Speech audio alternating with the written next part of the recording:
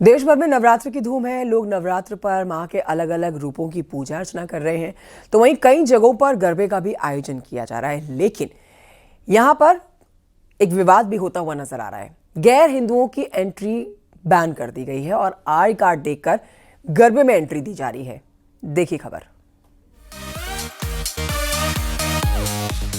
नवरात्र की शुरुआत के साथ ही गरबा और डांडिया महोत्सव पूरे देश में जोर शोर से हो रहे हैं, लेकिन इस बार भोपाल और खंडवा जैसे शहरों में आयोजकों ने गैर हिंदुओं की एंट्री बैन करने का फरमान सुना दिया। भोपाल के अवधपुरी इलाके में गरबा पंडाल के बाहर बाकायदा पोस्टर लगाए गए हैं।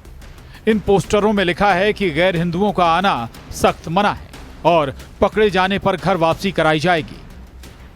खंडवा में प्रशासन और आयोजकों की बैठक में साफ कर दिया गया कि गरबा में सिर्फ देवी भजनों और भक्ति गीतों पर ही नृत्य होगा, फिल्मी गानों पर नहीं। साथ ही गैर हिंदुओं की एंट्री पर पूरी तरह बैन रहेगा। गरबे में कोई आप घूमने फिरने थोड़ी जा सकते, ये तो पूजा अर्चना का कार्यक्रम है, तो गलत क्या लिखा है? जो हिंदू धर्म का पालन करता है, जो सनातनी है, जिसको माता में आस्था है, वही जाए ना। नकली तिलक लगाकर, नकली कलावा बांधकर यदि इंटरटेनमेंट के लिए यदि गरबे में जाएंगे तो इसकी अनुमति नहीं मिलनी चाहिए। गरबा में सुरक्षा को देखते हुए जिला प्रशासन की तरफ से एक गाइडलाइन जारी की गई है, जिसमें गरबा में एंट्री को लेकर नियमों का जिक्र किया गया है। भोपाल जिला प्रशासन की ओर से जारी गाइडलाइन के मुताबिक बिना पहचान पत्र गरबा में नहीं मिलेगी एंट्री। सभी पंडालों में सीसीटीवी कैमरे जरूरी होंगे। आयोजकों को इसका इंतजाम करना होगा। जिला प्रशासन की गाइडलाइन का बीजेपी ने स्वागत किया है। बीजेपी का कहना है कि इस फैसले से उपद्रवी गरबा में नहीं घुस पाएंगे। उधर कांग्रेस अश्लील गाने नहीं बजाने की अपील कर रही है। प्रशासन इसकी मॉनिटरिंग करे। पुलिस कमिश्नर का दोनों का हृदय से धन्यवाद करते हैं कि अच्छी बात है। और जो गरबा आयोजक हैं उनको भी आग्रह पूर्वक कहा गया है कि वो सतर्क रहें, सावधान रहें और इस तरह के अपराधी अगर उनकी नजरों में आते हैं पकड़ें और थोड़ी हल्की फुल्की ठुकाई भी करें और फिर प्रशासन को दें। गरबा माता रानी को रिझाने की, उनका आशीर्वाद लेने की एक हमारी संस्कृति की एक प्रथा है। अश्लील गाने न बजें, इसमें नवरात्रि में अश्लील नृत्य न हो और इस पे रोक लगाई जाए नहीं, जिससे जो धार्मिक का माहौल बना रहे और देवी जी का आशीर्वाद मिले। राजस्थान के कोटा में गरबा महोत्सव के आयोजकों ने इस बार और सख्ती दिखाई। बजरंग दल और विश्व हिंदू परिषद की तरफ से पूरे शहर में चेतावनी भरे पोस्टर लगाए गए हैं। इन पोस्टरों में साफ लिखा गया है कि गैर हिंदुओं का प्रवेश पूरी तरह वर्जित होगा। यही नहीं, आयोजन में एंट्री करने से पहले हर शख्स का आधार कार्ड चेक किया जाएगा। इसके लिए बाकायदा एक मॉनिटरिंग टीम बनाई गई है। टीम का काम होगा हर कार्यक्रम में आने वालों की पहचान करना और तय करना कि कोई गैर हिंदू गरबा पंडालों में एंट्री ना कर पाए।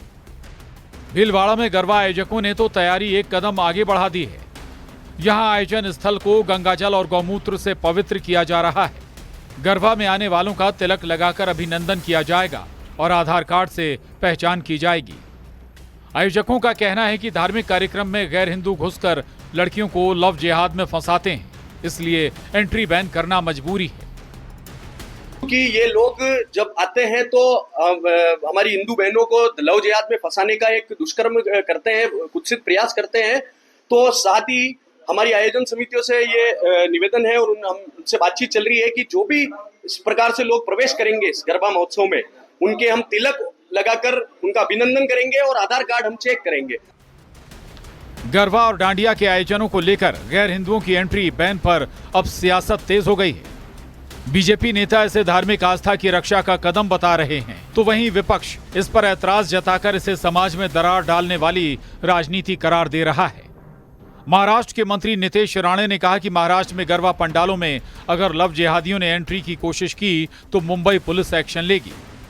आपने नवरात्र में खेलने वक्त, डांडिया खेलने वक्त खुद का नाम हिंदू नाम रख देंगे, हमारे हिंदू बहनों के साथ गलत काम करेंगे, गलत बातचीत करेंगे और फिर लव जिहाद की चीजें करने की कोशिश करेंगे। यही सब होता आ रहा है ना। तो इसलिए इस चीज को अगर रोकना होगा तो सभी लोगों ने इस तरीके की भूमिका लेनी बहुत जरूरी है। नवरात्र जैसे पर्व में गरबा और डांडिया जहां पारंपरिक आस्था और उत्साह का प्रतीक माने जाते हैं, वहीं इस बार आयोजनों से ज्यादा ध्यान फरमानों और राजनीतिक बयानबाजी पर चला गया है। जाहिर है आने वाले दिनों में इस मुद्दे पर विवाद और गहरा सकता है। Bureau report, news 18।